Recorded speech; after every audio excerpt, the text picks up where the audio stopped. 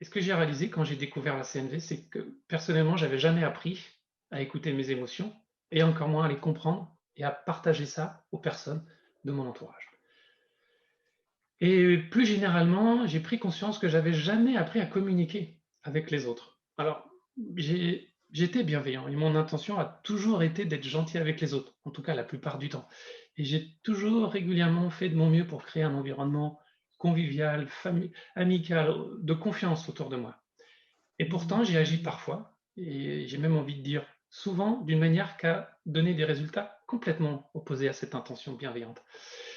Et à cause de ça, j'ai perdu beaucoup d'amis, très souvent et régulièrement tout au long de tout au long de ma vie, mais j'ai toujours trouvé d'excellentes raisons pour nier ma part de responsabilité dans cette situation, dans la dégradation de la relation que j'avais avec certains de mes amis.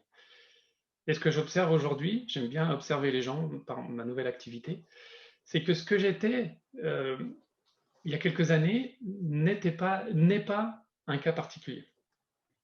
Parce que tous et toutes, on, depuis qu'on est tout petit, on apprend régulièrement des compétences diverses et variées, quel que soit le sujet, lié à du sport, à de la science, à l'art, des activités techniques, pratiques, manuelles. Et on apprend avec des entraîneurs, des coachs, des enseignants, des professeurs.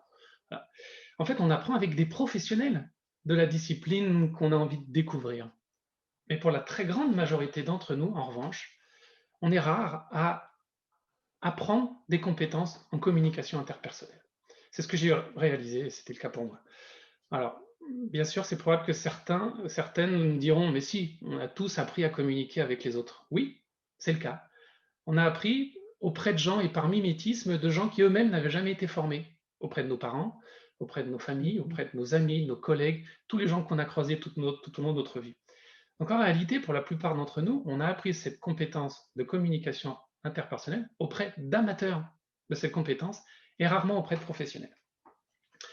Et ce que j'observe régulièrement aujourd'hui dans les stages que j'anime ou les groupes de pratique ou dans mon entourage personnel, professionnel, c'est que malgré parfois des circonstances qui le mériteraient, de mon point de vue, on est rare à questionner, à remettre en cause notre manière de communiquer avec les autres. Et je suis pourtant convaincu qu'on devrait le faire régulièrement parce que l'impact de nos mots sur les gens et la relation qu'on a avec les gens peut vraiment être dévastateur. J'en ai fait l'amère expérience à de nombreuses reprises tout au long de ma vie. Et puisqu'on utilise tous cette compétence de communication interpersonnelle, on utilise tous les jours, cette compétence de communication interpersonnelle dès lors qu'on ne vit pas seul sur une île déserte. Et en ce sens, je suis aujourd'hui convaincu qu'on devrait tous régulièrement prendre soin de cette compétence tout au long de notre vie. Et c'est en tout cas, moi, quand j'ai découvert ça, quand j'ai réalisé ça, que j'ai découvert la communication non violente.